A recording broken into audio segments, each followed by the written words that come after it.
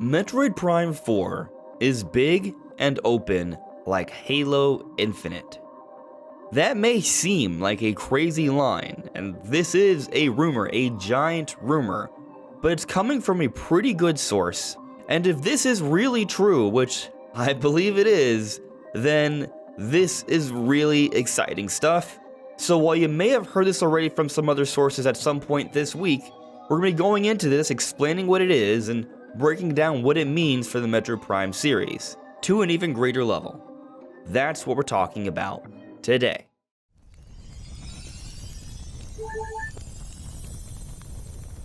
Hey, listen! Welcome everyone, this is Andre's Restart, and this time we are talking about Metroid Prime 4. So this news is actually coming from the Xbox Era podcast that happened at the beginning of this week. And actually, Nintendo, thank you for pointing this out to me earlier in the week so I could sit on this and really think about it. But basically, during this podcast, it's an Xbox podcast, if the name doesn't make that totally clear, Special Nick, who is the co-founder of Xbox Era and also the co-host of the podcast, during the rumor mill had a few different things to say about a new Xbox, about maybe a digital-only Switch 2 as an alternative, and some really juicy details about Metroid Prime 4. Basically, he knows someone who has seen Metroid Prime 4, and there will be a link in the description below to check out the Xbox Era podcast so you can see the clips, you can watch the show. It's a very amazing Xbox podcast. But I'm going to be paraphrasing here what was said. It was said that the game is visually unbelievable, which shouldn't come as a surprise based off how amazing Prime Remastered looks, but also that the game is surprisingly big or open for a Metroid game. And this is said with some of the bigger areas in Prime Remastered in mind. Far vaster, far bigger. It was even said that it's almost like Halo Infinite. Now they were quick to say though that they don't mean that it's open world. They don't know if it's open world. They don't think it's open world. But that it is vast and unbelievably beautiful and something that is reminiscent of the scope of Halo Infinite, which is a very vast, large, epic sci-fi game. So if this is all true, what does it mean for the Metroid Prime 4 series? We're getting into that, but before we do, let me point out that we are aiming to hit 50,000 subscribers by the end of the year. So if you do enjoy my content, please subscribe and hit that notification bell. With your help, it just might be possible. So earlier this week when I first saw this, I wanted to make sure that this was reliable information, so I asked around, and apparently Special Nick is a pretty reliable person, so there you go. I definitely get very good vibes from this person. I am taking this seriously. They are a professional, and they are doing a fantastic job. Do still take this with a grain of salt though, because this is just what he's heard from one person. But let's now break down what each of these things may mean for Metroid Prime 4. When they say visually unbelievable, the game's gonna look good, but that probably wasn't come as any surprise to anyone because the Metroid Prime series has always looked amazing, and they even age well, despite them having more of a realistic look compared to other Nintendo games. But something we should take into consideration here is that Metroid Prime Remastered is arguably one of the best looking games on Switch. I think it might be the best looking game on Switch, but there's definitely some competition between Luigi's Mansion and Pikmin and such. So one of the things that make Metroid Prime 4 so impressive in the eyes of developers is the physical based lighting that they've implemented into the engine, while still having the game run at 60 frames per second and having all the models and assets reworked. There's just something about the contrast and the depth to the game that we see in Prime Remastered that just stands above pretty much any Switch game. And this is the same engine that Retro Studios has been working on since the beginning with Metroid Prime, but have updated over the years. And it's probably fair to assume that they've gone into Prime 4 with this updated engine, perhaps even more updated. Because the supposed story about Metroid Prime Remastered, and this comes from Imran Khan, is that Retro Studios pitched this idea of a remaster of Metroid Prime to Nintendo, and they immediately greenlit the project, but also handed Metroid Prime 4 off to Retro Studios. I believe the implication there is that Nintendo's so impressed by the engine that Retro Studios had made for this Metroid Prime Remastered that they're like, yes, do that, that's great. But also, it's time you take back the Metroid Prime series. They canned whatever they were working on, and they want Metroid Prime 4 running on this engine. So that's a really big deal, but stick with me here. Metroid Prime is not a large, open, vast game. So if they are sticking with this engine, but also somehow making it vast and incredible, and it still looks visually unbelievable, that is very, very interesting, because a bigger world with more going on, well, that's harder to accomplish. I'm not saying it can't be done. I'm not saying there weren't some areas in Prime that were a little large, but if they're comparing the areas to Halo Infinite, it's far vaster, larger in scope. We're talking about a significant difference here. So while we talk about Tears of the Kingdom and Pikmin 4 and Luigi's Mansion 3 and also Prime Remastered being some of the most impressive Switch games, maybe Metroid Prime 4 is even more impressive. We'll have to wait and see until we actually see the game, obviously. But let's now focus more on this part about the game being surprisingly big or open beyond just a visual perspective. What does this mean for the gameplay? So firstly, they are quick to say that this is probably not an open world. They don't think it's an open world. And something to understand about open world, when we use that terminology, in general what it implies is that the structure of progression is done in any order you choose. Like in Tears of the Kingdom, you can do any shrine, you can do any dungeon, any quest, in any order you want. They can all be mixed and matched in any way.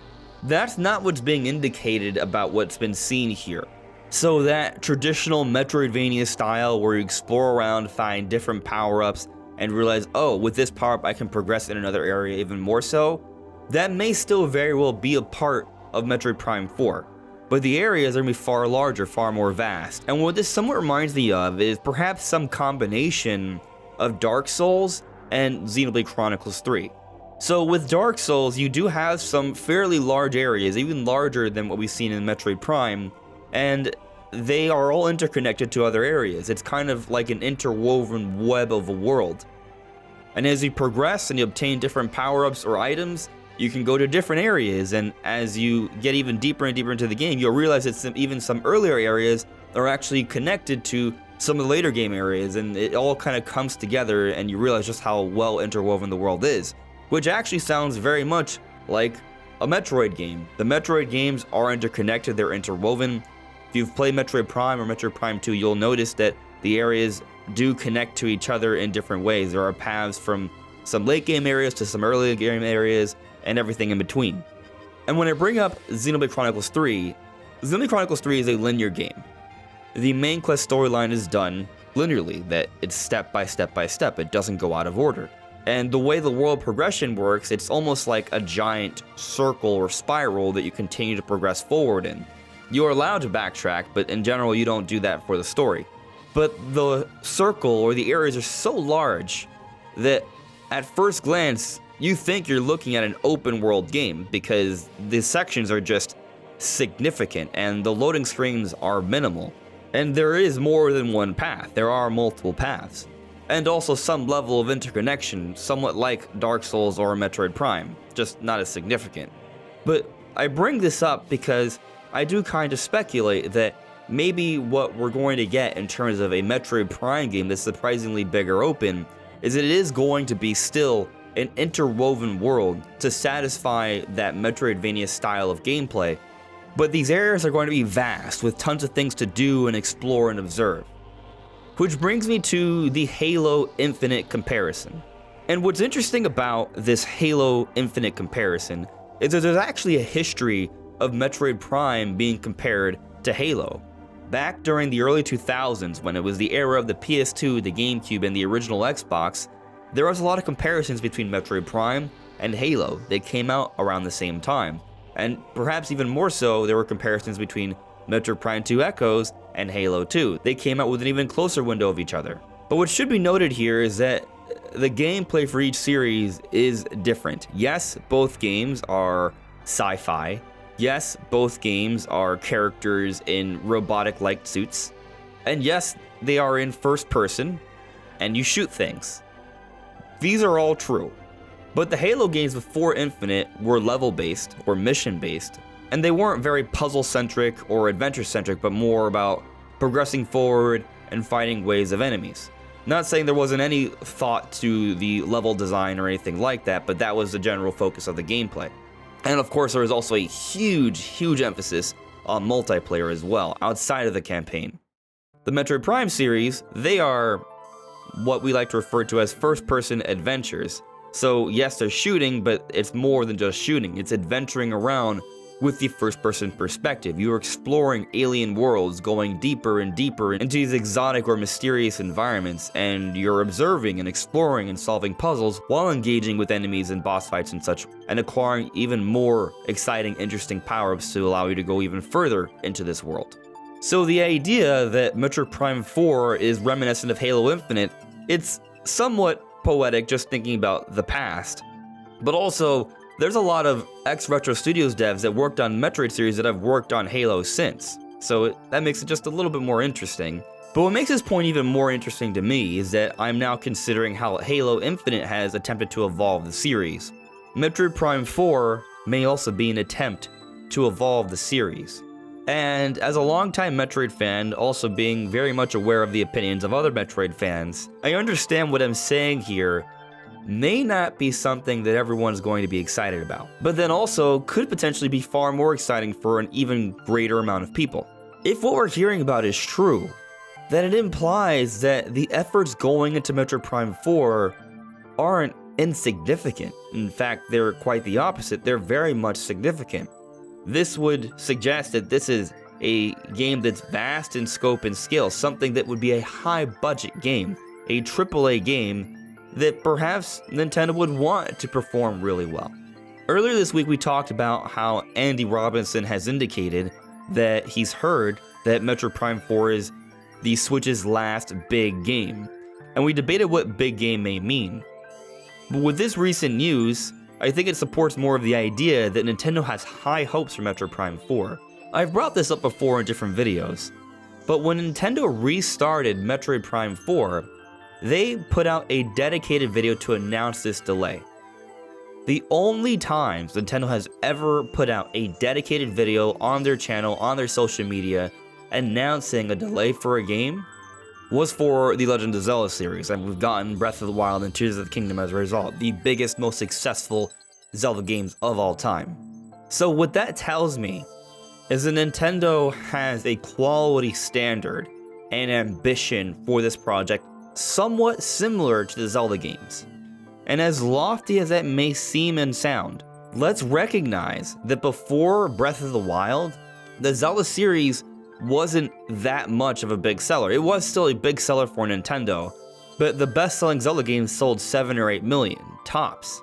Now we're talking about Tears of the Kingdom maybe getting close to the sales of Breath of the Wild, which is above 30+ million copies sold. The series has multiplied in popularity, and Nintendo may want something similar for the Metroid series. From a critical acclaim perspective, the Metroid series is one of the highest ever. But when you look at sales, there is a huge disparity there. And what's interesting about this even more so is that Nintendo actually had some similar sentiments about the Pikmin series, also a fairly high quality reviewed series that hasn't sold that much either. And what did Nintendo do? They took a look at what Pikmin is, and they assessed why it's not selling well. And they tried to incorporate elements that still allowed it to maintain that Pikmin quality, but in a way that would be more inviting to a larger audience. So they introduced Ochi, the dog, which everyone is in love with, and it really speeds up the gameplay and gives you more action elements. But they also pulled down the camera so you can see more of the world and it feels more like an exciting adventure, while still retaining that Dandori style of gameplay that the Pikmin series is known for. So what's Nintendo going to do with Metroid Prime 4? Are they taking a look at the Metroid Prime series and trying to figure why they haven't sold as well as maybe they should? What changes might that amount to? One part of it may be about making the games more vast. I'm not saying specifically open world, but these large, open, epic adventures, they do sell well. Look at Kirby's Forgotten Land. They finally took Kirby in that direction. Best-selling Kirby game of all time. They went back to the more open sandbox style in the Mario series. Best 3D selling Mario game of all time. Breath of the Wild and Tears of the Kingdom. Best-selling Zelda games of all time. Going bigger, if done right, does do good things for the series in terms of reaching a larger audience.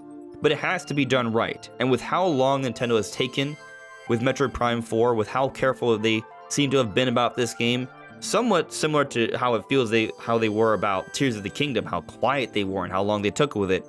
I think this bodes well for them making sure that this is not going to be reintroduced into the world until it's time and they know it's going to do what they intended for it.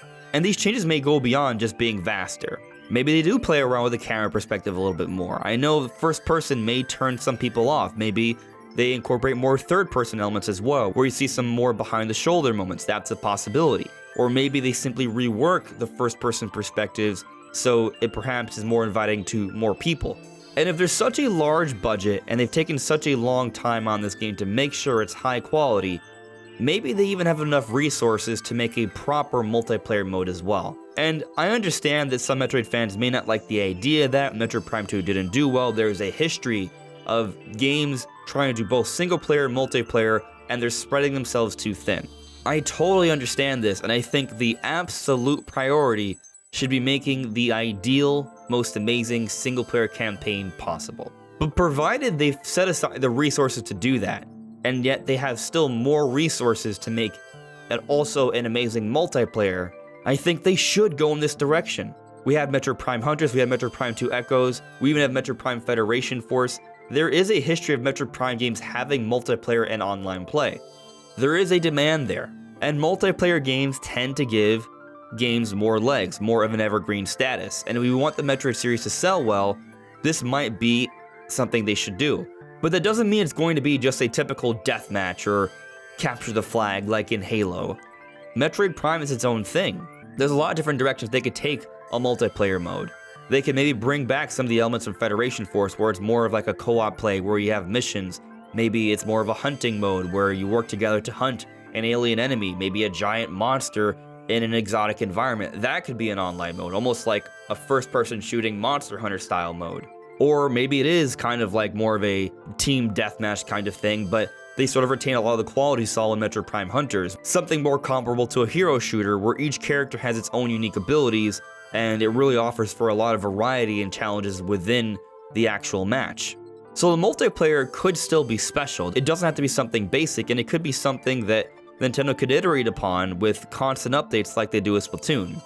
And if the idea is for Metroid Prime 4 to release sometime next year, close to the window where Switch 2 is releasing, maybe Nintendo wants this to be the case so Metroid Prime 4 can be that big, vast, beautiful game that you can get on Switch or Switch 2, and for years on, it's something you play and enjoy, but it stays relevant with the multiplayer, keeping it going, and before we know it, maybe Metroid Prime 4 is a 5+ million seller or a 10+ million seller. Maybe that's not a stretch.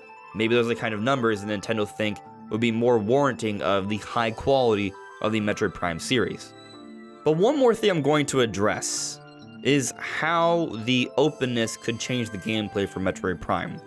So if the areas are far vaster, I imagine we're not just going to be trotting along with this slow pace like we have in prior Prime games. I imagine things would be sped up in some way. Maybe there will be some more third-person elements where we're running around. There is this ability called the Speed Booster, where we've seen it in prior Metroid games, where you blast forward with incredible speed. There are jetpacks behind you pushing you, and this could be a moment where we see the game in third person. But there are other abilities that have given Samus some mobility in the past. Of course, there's the Morph Ball, but there also could incorporate the Screw Attack. Maybe we could actually use Samus's gunship to move around. We also have the Grapple Hook that allows us to swing around bigger areas. But maybe they also incorporate mounts. Maybe these could be other vehicles, maybe these could be animals. There is actually a history of Samus appreciating the alien life for particular planets and that alien life appreciating her. Maybe there could be some alien mounts, some horses or bulls that she could ride around too that might be kind of interesting. There's a lot of possibilities here, but I do think that with vaster areas, they do have to think about movement. They may speed up the movement, give us more options, make it more fluid. But what's also interesting about larger areas is that if there are skirmishes to be had in these larger areas, kind of like Halo Infinite, you can go at them from multiple directions and have different strategies. In prior Prime games, once you go through a door, the enemies see you and you're in the fight usually. There's not as much opportunity to sneak around or strategize. This may be something that will be allowed in Metroid Prime 4, which could also go in the direction of appealing to a larger audience.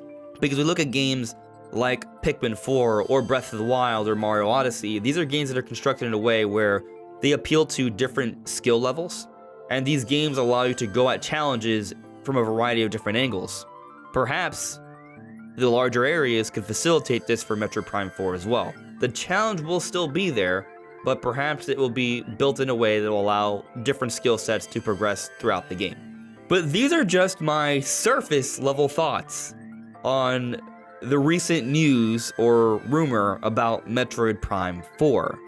What do you guys make of these details? Does it have you even more excited? Do you think that maybe because we're hearing things like this, that it supports the idea that the game is fairly close to done and it could be around the corner? Let me know in the comments below. This is Andres Restart. Thank you so much for listening and watching, and I'll see you all really soon. Take care.